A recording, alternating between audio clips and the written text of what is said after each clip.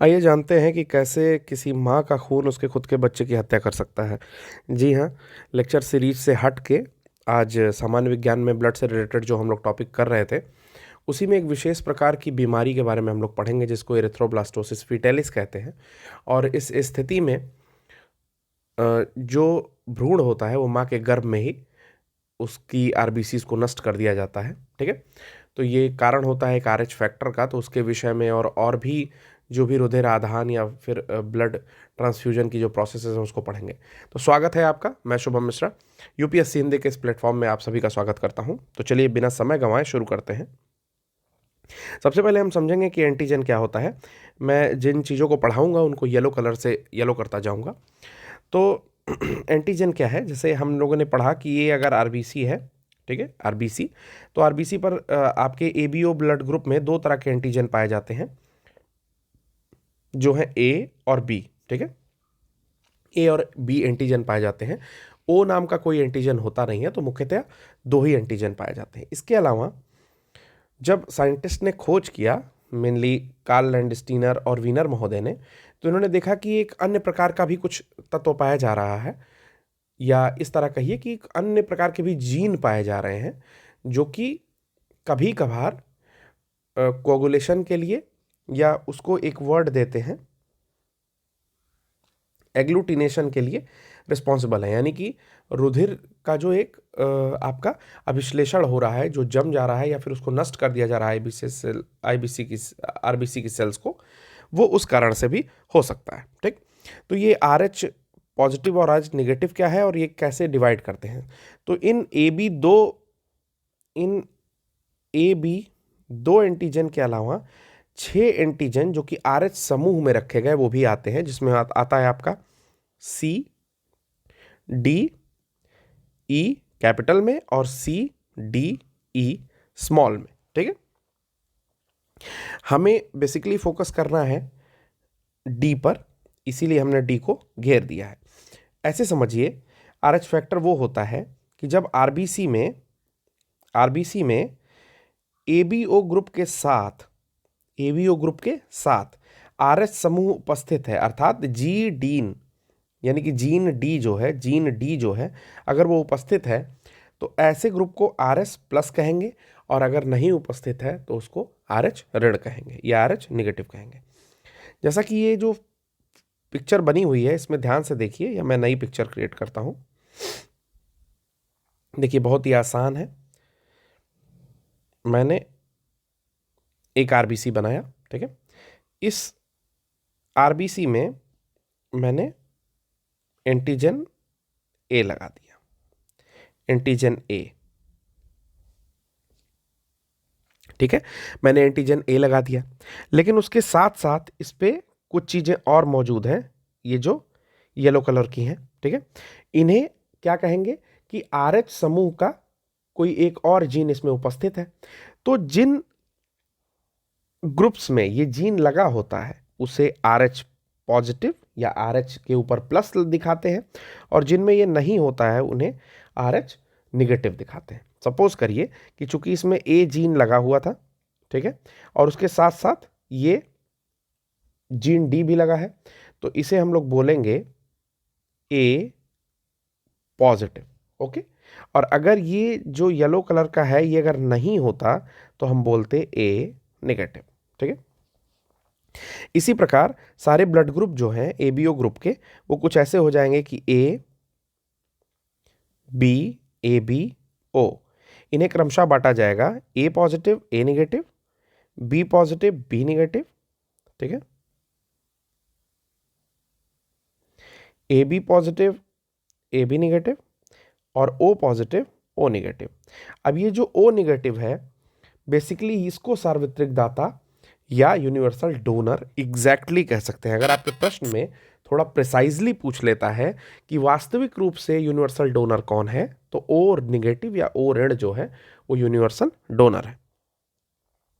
अब आते हैं ब्लड ग्रुप इनकम्पैटिबिलिटी पे कि कौन सा ब्लड ग्रुप किसके साथ दोस्ती रखता है और किसके साथ दुश्मनी रखता है। ठीक है, तो सबसे पहले एक टर्म है एग्लूटिनेशन, इसको एक्सप्लेन कर देता हूं। एग्लूटिनेशन कुछ नहीं है, इसको हिंदी में अभिश्लेषण कहते हैं। ठीक है, अभिश्लेषण क्या होता है कि रक्त का एक समूह, सपोज कर लीजिए कि जो दाता है, जैसे किसी को खून चढ़ रहा है, ठीक है, आसान शब्दों में समझा रहा हूं, और कोई जो है ग्राही है, यानी कि कोई रिसिपिएंट है, किसी को चढ़ रहा है और किसी का खून चढ़ रहा है। तो मान लीजिए 200 ml की थैली है खून की और किसी व्यक्ति को चढ़ाई जा रही है।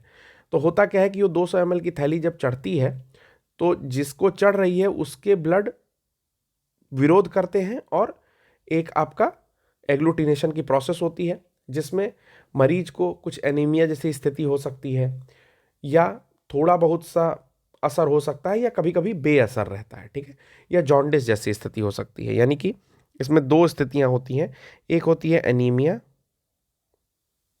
जिसको रक्त अल्पता कहते हैं, ठीक है, और दूसरा है जॉन्डिस जिसको पीलिया कहते हैं, ठीक है।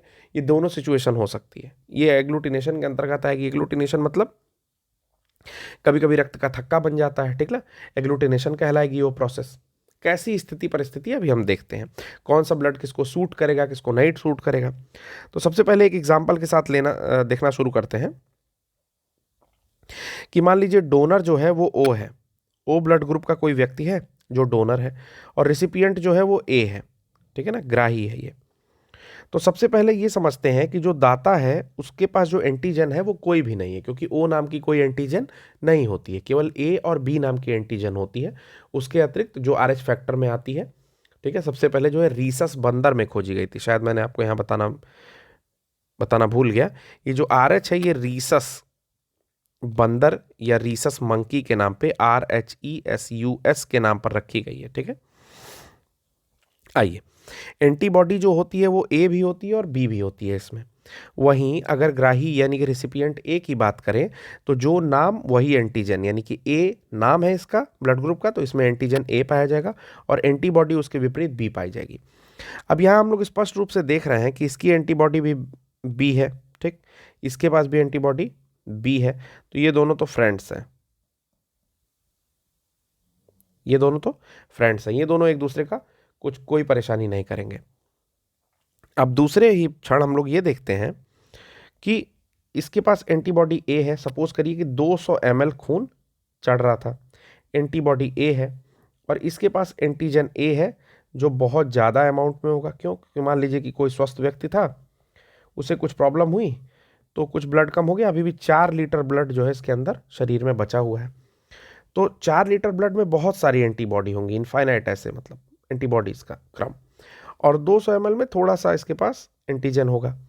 तो ये एंटीजन मान लीजिए इसको नष्ट करेगा, ये एंटीजन इसको नष्ट किया, इसको नष्ट किया, ठीक, फिर भी उसके पास बहुत सारा नंबर्स में एंटीजन जो है, सॉरी, हाँ, एंटीजन जो है बचा रह गया। स्मॉल से मैं एंटीबॉडी दिखाता हूँ, हमेशा याद रखिएगा, स्मॉल लेटर से एंटीबॉडी दिखाता हूँ। तो इस एंटीबॉडी ने शुरू के 1 2 3, ठीक है, एंटीजन को नष्ट किया, फिर भी बहुत सारे एंटीजन बचे रह गए। तो ऐसी स्थिति में क्या होगा कि जो मरीज है या जो व्यक्ति है उसको, यहां मैं फिर से लिख रहा हूं, यहां मैं लिखता हूं फिर से, ऐसी स्थिति में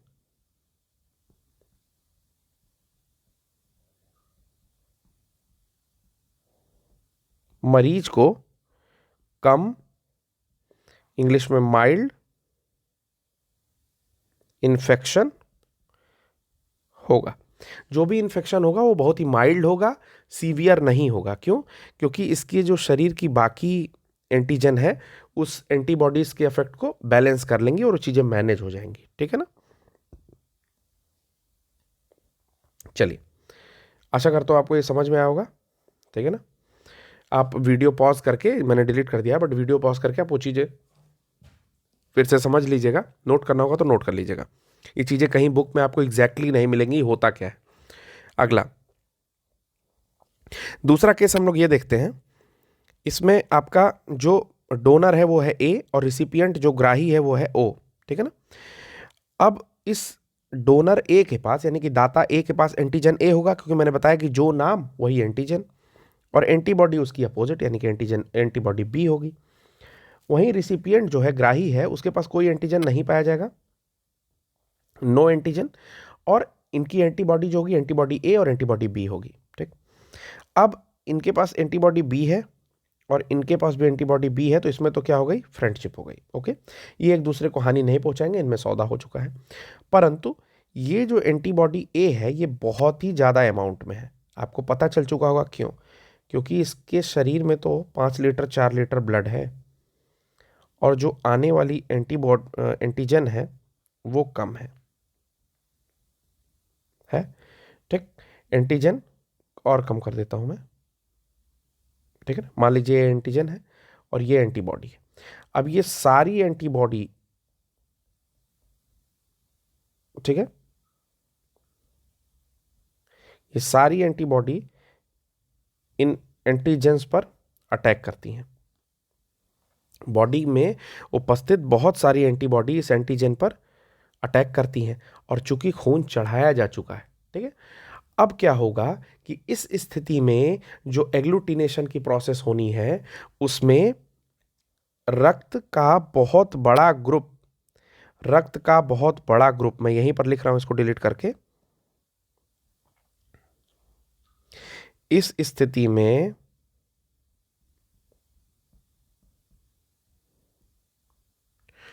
ब्लड की आरबीसी को, ठीक है, शरीर में उपस्थित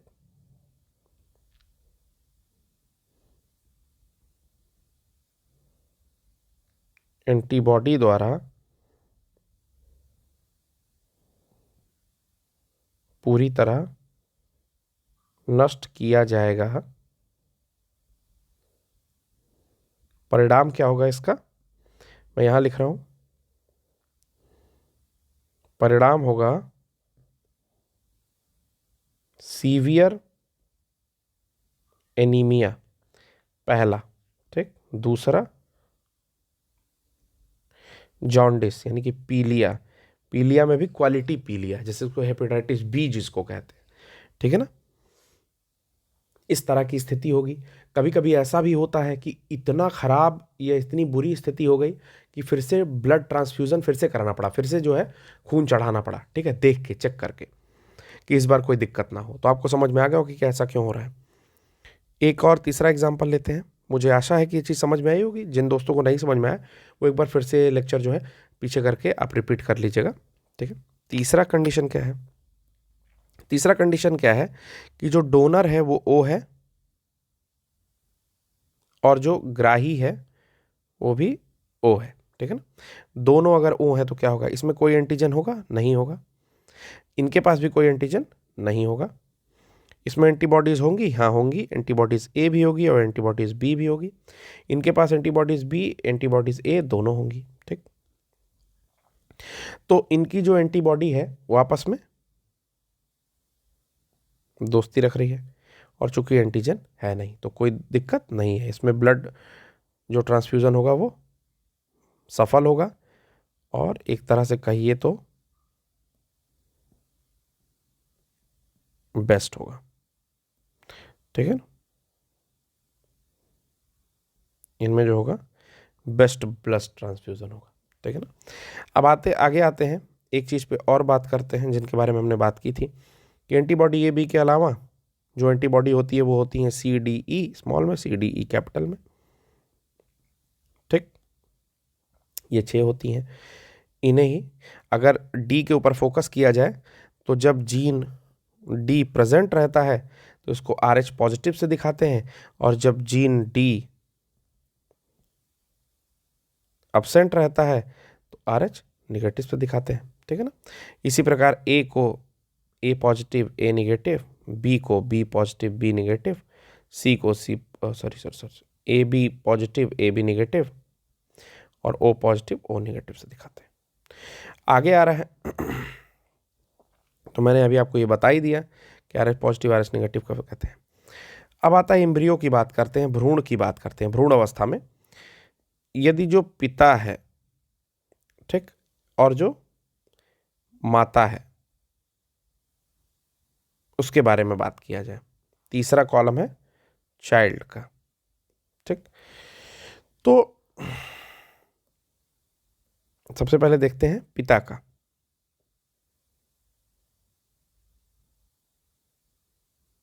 जो पिता है इनके पास मान लीजिए RH पॉजिटिव ब्लड है, ठीक है ना। RH पॉजिटिव में कोई भी पॉजिटिव ब्लड है आपका, A पॉजिटिव, B पॉजिटिव, कुछ भी पॉजिटिव है।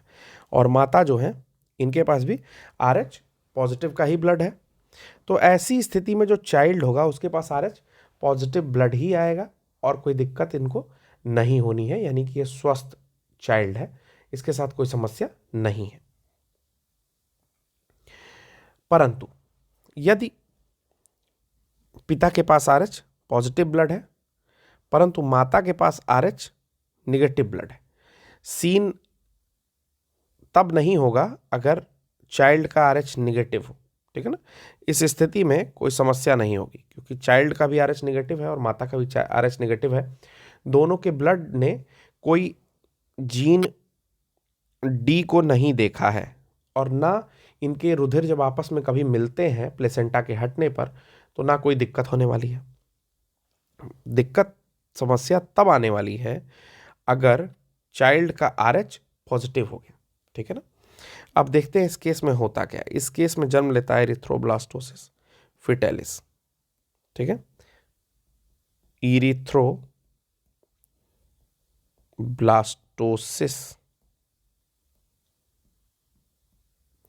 फिटेलिस, फीटस मतलब होता है भ्रूण, ठीक है ना। FOETUS, फीटस मतलब होता है भ्रूण। आइए भ्रूण कहीं मैं लेकर के आया हूं, एक सेकंड। ये है भ्रूण, ठीक है ना, गर्भ में है। ये अम्बिलिकल कॉर्ड के द्वारा इनको भोजन पानी पहुंच रहा है, ठीक है ना। जिसको बता के ऑपरेशन होता है कि गले में फंस गया, गले में फंस गया, गले वाले में नहीं फंसता है, वो तो ऑपरेट करना होता है तो गले में फंस जाता है। अब देख लीजिए कि ये जो है एक ब्लैडर के द्वारा बेचारे अलग हैं, ठीक है ना। अब मैं आपको बताता हूँ होता क्या है। आपने फोटो देख ली, बच्चा लेटा हुआ है, आइए समझते हैं। बहुत ही इंपॉर्टेंट टॉपिक है, बहुत बहुत इंपॉर्टेंट टॉपिक। अगर अच्छा लगे तो आप शेयर सब्सक्राइब जरूर करिए, जरूर से जरूर इसको अपने दोस्तों के साथ शेयर करिए, ठीक है ना। मेरे कहने का ये मतलब है कि बच्चा जो है वो गर्भ में है, ठीक है ना। अब ये बच्चा जो है ये माता के साथ प्लेसेंटा के द्वारा अलग है,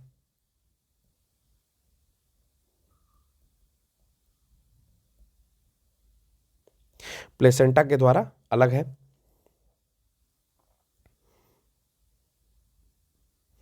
ठीक है। और अगर बच्चे का, मैंने बताया कि RH पॉजिटिव ब्लड है, ठीक, और माता का RH नेगेटिव ब्लड है,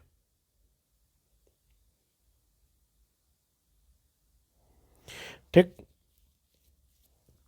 तो पहली बार में अगर इनके रक्त समूह द्वारा, ठीक है, कहीं से मिंगलिंग प्रोसेस होती है, मतलब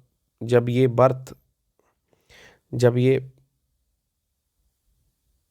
प्रेगनेंसी के दौरान ये इसे निकाला जा रहा है, ठीक है, या उसके पहले के प्रोसेस में अगर इन दोनों का ब्लड कहीं से मिलता है, ठीक है ना। मान लीजिए कि ये जो बच्चा है, ठीक है ना, RH पॉजिटिव वाला, इसके ब्लड का कुछ भाग माता के पास चला जाता है, ठीक है, जाकर माता के शरीर में रह गया ये, ठीक। तो माता का शरीर उसको फॉरेन या बाहरी या शत्रु समझेगा। क्यों समझेगा ये बता रहा हूं।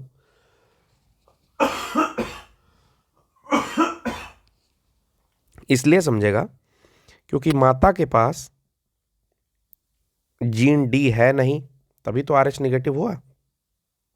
RH निगेटिव इसीलिए हुआ ना क्योंकि कोई जीन D यानी कि स्पेशल जीन नहीं है। इनके ब्लड ने कभी स्पेशल जीन को नहीं देखा है, ठीक। लेकिन अब RH पॉजिटिव वाला ब्लड यहां पर पहुंच चुका है, ठीक। अब चूंकि RH पॉजिटिव का ब्लड पहुंच जाएगा, अब तो ये बच्चा जो है ये गर्भ से बाहर आ गया, गर्भ से बाहर आ गया। परंतु 2-3 हफ्ते बाद माता का ब्लड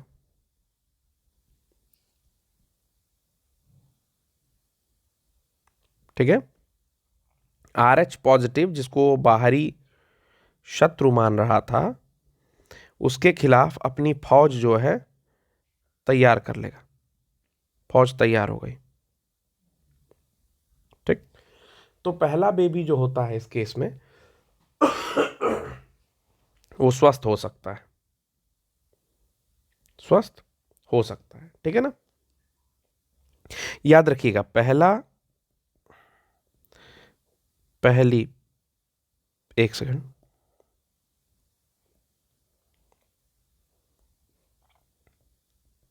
पहली संतान गुड, हेल्दी। लेकिन चूंकि 2-3 हफ्ते बाद ये जो है उससे निपटने का पूरा इंतजाम कर लिया, उससे निपटने का जुगाड़ बिठा लिया है।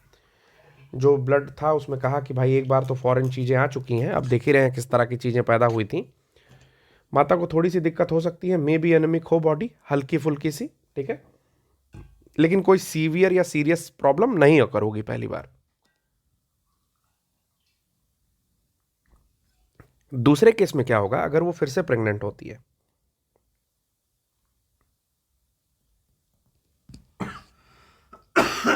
एक्सक्यूज मी, तो दूसरी प्रेगनेंसी के दौरान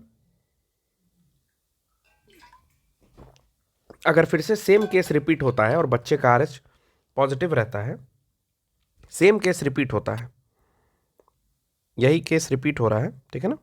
फिर से बच्चा जो है RH पॉजिटिव ब्लड लेकर के आता है, माता RH नेगेटिव ब्लड वाली है, ठीक है ना।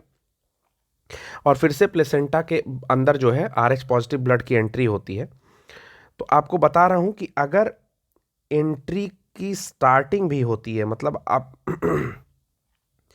थोड़ी सी बस एंट्री पता चलती है, अभी थोड़ी एंट्री पता चलती है, ठीक है ना, इधर से थोड़ी सी एंट्री पता चलती है, और यहां पर उपस्थित जो माता के ब्लड सेल हैं, इनको बस पता चल जाता है कि RH पॉजिटिव वाला ब्लड फिर से आया है। तो ये क्या करते हैं कि फ्लोट करके, इनके जो एंटीबॉडीज हैं ये फ्लोट करके भ्रूण में पहुंच जाती हैं। ठीक है। ये भ्रूण में क्या करती हैं, पहुंच जाती हैं। देखिए फ्लोट करके पहुंच गई। ठीक। और जो आपका भ्रूण यहां पनप रहा है उसके RBC को पूरी तरह से नष्ट कर देती हैं।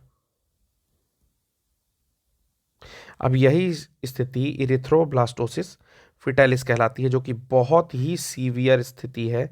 ये बहुत ही क्विक प्रोसेस है। इसमें बच्चा अगर बच जाता है, मान लीजिए ट्रांसफ्यूजन के थ्रू फिर से ब्लड अगर उसको ट्रांसफ्यूज करा जाता है, फिर से ब्लड चढ़ा दिया जाता है, अगर बच्चा बच भी जाता है तो भी बहुत सारा चांस होता है कि वो पैरालिसिस उसको हो जाए, मेंटली वो ब्लॉक्ड चाइल्ड हो, ठीक है, हाथ पैर सब ऐंठे हुए हो, उसका कुछ भी काम ना कर रहा हो, या उसको सीवियर जॉन्डिस हो। मोस्ट ऑफ द केसेस में तो बच्चा कोगुलेट हो जाता है ब्लड, ठीक ना, एग्लूटिनेशन हो जाता है, बच्चा डेथ कर जाता है। अगर कुछ केसेस में बच भी गया तो इस तरह की सिचुएशन आ जाती है, मेंटली इल हो जाता है। ठीक है। क्योंकि जहाँ ब्रेन को ब्लड की प्रॉपर सप्लाई नहीं मिली, वहाँ आप बिल्कुल हैंग ओवर कर गए। यही फैक्ट है लाइफ का कि जब ब्रेन को या तो ऑक्सीजन की कमी हो या तो ब्लड सप्लाई ना मिले तो वो आदमी हैंग ओवर हो जाता है। हैंग ओवर, मेरे कहने का मतलब, hang over is not a correct word, लेकिन वो आदमी जो है तो कोमा जैसी सिचुएशन में चला जाएगा या तो फिर बिल्कुल हैंग कर जाएगा, जैसे फ़ोन आपका हैंग करता है। ठीक है ना। इसका इलाज संभव है, ठीक है ना, इसका जो इलाज है वो संभव है। इसमें होता क्या है कि जैसे ही पता चलता है कि RH निगेटिव मदर है और RH पॉजिटिव फादर है, ठीक है ना, ऐसी स्थिति में ये माना जाता है कि RH पॉजिटिव चाइल्ड हो सकता है। तो जो मदर होती हैं उनको इंजेक्शन जो है मसल में दिया जाता है, वही ग्लूकोटीन जो प्रोटीन होता है उसी का, ठीक है, और भी उसमें कुछ चीज़ें मेडिकल साइंस की भाषा है। तो आशा करता हूं कि आपको समझ में आया होगा कि किस प्रकार किसी माता का ब्लड अपने ही बच्चे का दुश्मन हो जाता है। तो साथियों, जब भी आपकी शादी वादी हो तो ये देख के करिएगा कि अगर आपका ब्लड ग्रुप पॉजिटिव है तो शादी निगेटिव वाली लड़की से हो रही है तो सावधानी बिल्कुल बरतें और देखते रहें कि किस तरह से प्रोसेस, जब भी इस तरह की प्रेगनेंसी वाली स्थिति आती है तो बहुत ही सावधान रहें, ठीक है। क्योंकि एबीओ में भी सेम चीज़ें होती हैं, एबीओ ब्लड ग्रुप में भी सेम चीज़ें होती हैं, लेकिन जो आरएच में प्रॉब्लम होती है, आरएच समूह के साथ जो प्रॉब्लम होती है, ठीक है ना, वो चीज़ें इतनी सीवियर होती हैं कि उसमें बच्चे के बचने का चांस बहुत ही कम होता है। एबीओ में भी ये चीज़ जनरली पाई जाती है और आउट ऑफ 25% डिलीवरी 10% केसेस में ये चीज़ें सीवियरली देखी जाती हैं थोड़ी सी। उसमें भी बच्चे को जॉन्डिस होता है जो तुरंत नहीं होता है, 2-4 वीक बाद स्टार्ट होता है, बट वो फिर ठीक हो जाता है। उसमें उतना सिचुएशन ख़राब नहीं होती है, बच्चा लाइफ टाइम के लिए ब्लंट नहीं होता है। बट आरएच पॉजिटिव वाले में जब इस तरह की प्रॉब्लम, डिजीज़ सामने आती है तो उसमें बच्चे के जान पे बहुत ज़्यादा बनाती है और मोस्ट ऑफ द केसेस में तो बच्चे बचते नहीं हैं। तो आशा करता हूँ कि आपको ये चीज़ें समझ में आई होंगी, जो लेक्चर से हट के मैंने आज बात बताई है। तो बचा करके रहिए, ओमिक्रॉन बहुत ज़्यादा फैल रहा है और एक दिन में 22,000 प्लस केसेस दिल्ली में आ चुके हैं। तो स्वागत करिए उनका अपने पूर्वांचल में, ठीक है। और हित मित्रों से कहिए कि इधर उधर ठेले चाट पर चीज़ें ना खाएं। और हमारी यूपीएससी टीम इस तरह की चीज़ें स्प्रेड कर रही है कि बच के रहिए, घर में रहिए, सुरक्षित रहिए और यूपीएससी हिंदी देखते रहिए। धन्यवाद।